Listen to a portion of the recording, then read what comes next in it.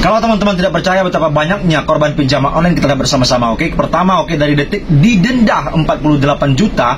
Korban pinjol bukannya menolong maka bikin depresi. Oke, orang bukan ditolong tetapi orang bikin stres dan depresi gara-gara pinjaman online. Oke, lanjut lagi kita lihat bersama-sama. Ini cuma sedikit. Oke, cerita korban pinjol telat bayar, fotonya diedit konten porno. Oke, ini sudah tidak masuk akal. Oke, bagaimana kalau terjadi sama keluarga kita, sama saudara kita, dibikin sama pinjol seperti ini? Sudah pasti kita akan sangat-sangat marah. Oke, lanjut lagi. Oke, kisah pria tercetek pinjol di Tangerang sampai diancam dibunuh.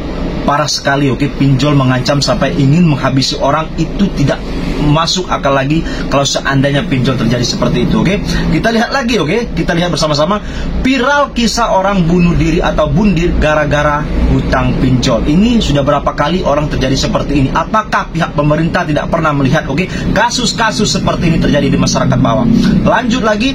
Usai diteror debt collector 24 pinjol, guru TK di Malang dipecat. Oke, gajinya Rp400.000 per bulan. Oke, sudah gaji Rp400.000 bisa meminjam 24 pinjol. Ini pinjol sudah melanggar pasal yang ditentukan sama pihak OJK. Oke, sudah luar biasa. Lanjut lagi. Oke, 2 guru diteror pinjaman online, utang membengkak hingga ancaman sebar foto bugil editan. Ini sudah tidak masuk akal lagi. Seharusnya OJK membasmi, membubarkan pinjol kalau sudah sampai pengancaman seperti ini. Oke, lanjut lagi. Oke teman-teman, cerita korban pinjol nyaris bunuh diri atau bundir dan bergelimangan hutang. Yang awalnya kita nggak ada hutang, gara-gara pinjol ini semua orang Indonesia terjadi kebanyakan orang berhutang. Oke, dari menengah atas, menengah bawah, menengah yang paling rendah, ini orang-orang yang tidak berdaya, semuanya sudah punya hutang sama pinjol. Oke, lanjut lagi yang terakhir. Oke, kita lihat korban pinjol putu AP pinjam 16 juta. Oke,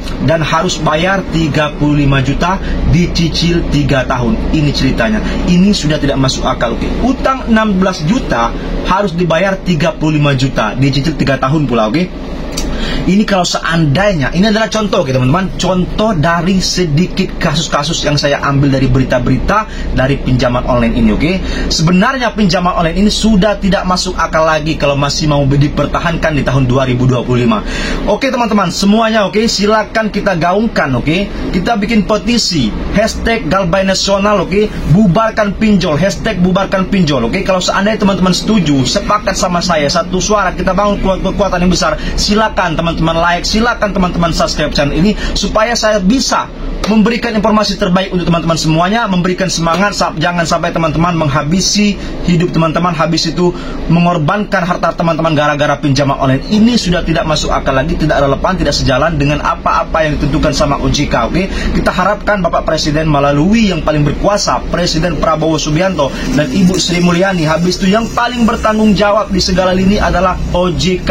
OJK adalah kaki tangan atau lembaga yang menaungi para pinjol-pinjol ini. Segera ubah regulasi, segera ubah peraturan supaya masyarakat tidak ditindas sama pinjaman online yang sudah sangat luar biasa. Oke, dari kasus-kasus tadi itu adalah indikasi sebenarnya. Oke, berita-berita seperti tadi adalah indikasi kalau seandainya pinjol ini tidak usah dipertahankan lagi. Oke, coba cari solusi. Pemerintah Bapak Prabowo ataupun Komisi 11 DPR RI coba dipanggil OJK. Oke, cari solusi terbaik. Masyarakat sudah tidak sanggup lagi kalau seandainya sampai terjadi seperti ini.